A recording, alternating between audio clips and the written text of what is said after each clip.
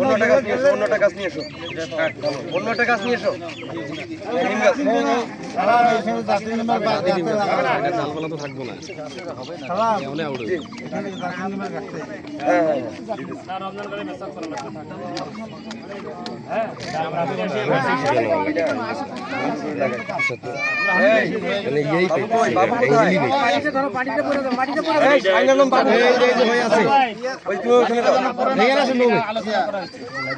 পিছনে আসো। তৃতীয় নাম্বারটা আমাদের ওরা দিবে না, না যা আছে ওরা সবই দিবে।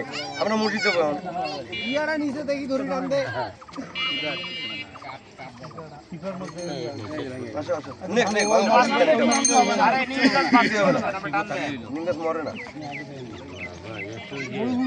মোটা শিকড় বেরিয়েছে তো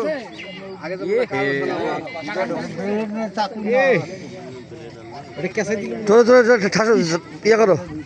আমার মনে হয় বাসায় দিক দেখ।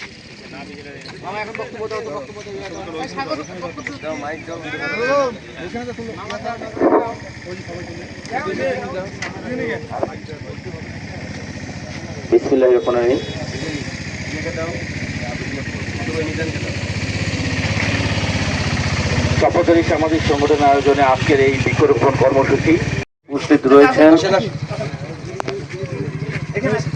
5 নং ওয়ার্ডের বারবার নির্বাচিত কাউন্সিলর,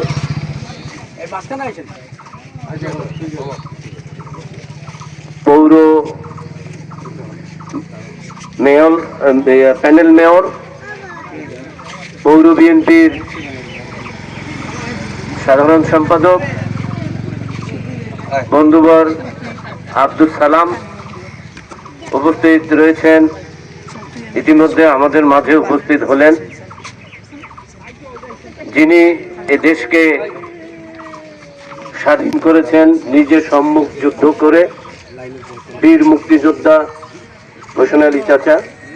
উপস্থিত রয়েছেন এই 5 নং ওয়ার্ড বিএনপির সম্মানিত সভাপতি সাইফুল ইসলাম লিটন।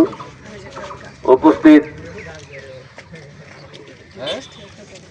জেলা যুবদলের সাবেক কোষাধ্যক্ষ আমার ভাগিনা মিজানুর রহমান মিজান। উপস্থিত জেলা ছাত্র দলের সাবেক সাংগঠনিক সম্পাদক মাহফুজুর রহমান বিন্টু, 5 নং ওয়ার্ড যুবদলের সভাপতি ইব্রাহিম নাসিদ, সেক্রেটারি জাকারিয়া জাকি সহ সামাজিক সংগঠন, স্বপ্নচারী সামাজিক সংগঠনের বিভিন্ন পর্যায়ের নেতৃবৃন্দ আমার সামনে উপস্থিত। এই সমাজের দর্পণ, যাদেরকে আমরা দর্পণ হিসাবে জানি, সাংবাদিক, এই সাংবাদিক বৃন্দ উপস্থিত, এই এলাকার বিভিন্ন পর্যায়ের বাসিন্দারা, আসসালামু আলাইকুম ওয়া রাহমাতুল্লাহ। হিন্দু ভাইদের আদাব। এই স্বপ্নচারী সামাজিক সংগঠন আসলে বিভিন্ন সময় এরা বিভিন্ন ধরনের সামাজিক কার্যক্রমের সঙ্গে জড়িত ছিল। বিভিন্ন শীতে শীত বস্ত্র বিতরণ করেছিল, তারপরে স্বেচ্ছায় রক্তদান কর্মসূচিতে অংশগ্রহণ করেছিল, বন্যা ক্ষতিগ্রস্ত মানুষের পাশে দাঁড়িয়েছিল। সবচেয়ে বড় কথা হলো আজকের যে কর্মসূচিটা, আমরা যে প্রতিদিন নিঃশ্বাস গ্রহণ করি এটা হলো অক্সিজেন। আর এই অক্সিজেনটাই তৈরি হয় আমাদের ছেড়ে দেওয়া কার্বন ডাই অক্সাইড। এই গাছ এরা গ্রহণ করে, এই কার্বন ডাই অক্সাইড গ্রহণ করে তারা অক্সিজেন আমাদের মাঝে দেয়। তাহলে নিঃসন্দেহে এই কাজটি অবশ্যই ভালো একটি কাজ। হাদিসেও আছে, এক গাছ লাগালে সেই গাছ ফলজ হোক আর এমনি বনজই হোক, এই গাছ যদি ছায়া দেয় সেটার থেকেও তারা সাদকায়ে জারিয়া হিসাবে সওয়াব পেতে থাকবে। ফল দিলে এই ফল মানুষ খাবে, সেখান থেকেও তারা সওয়াব পাবে। আশা করি আগামী দিনে এই স্বপ্নচারী সামাজিক সংগঠনের কলেবর বৃদ্ধি পাবে, এই প্রত্যাশা আমি রাখছি।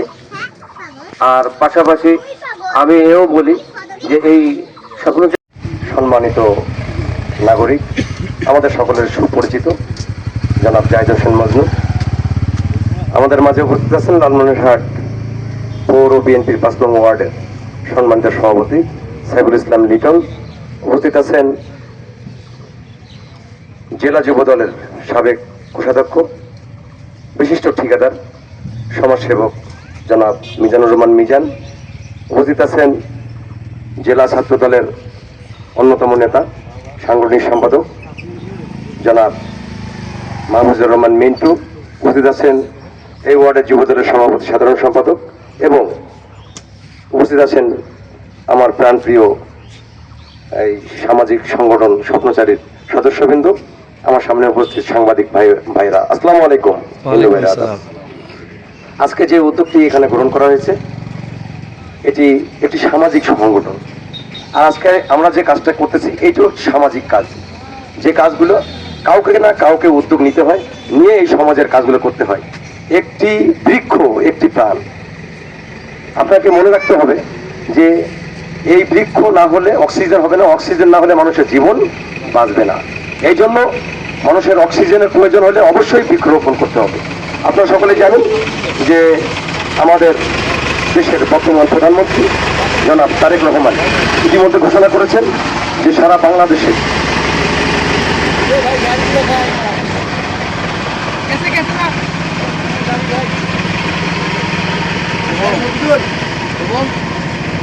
ইতিমধ্যেই বাংলাদেশের প্রধানমন্ত্রী জনাব তারেক রহমান ঘোষণা দিয়েছেন যে সারা বাংলাদেশে এই 5 বছরে 25 কোটি গাছ লাগানো হবে।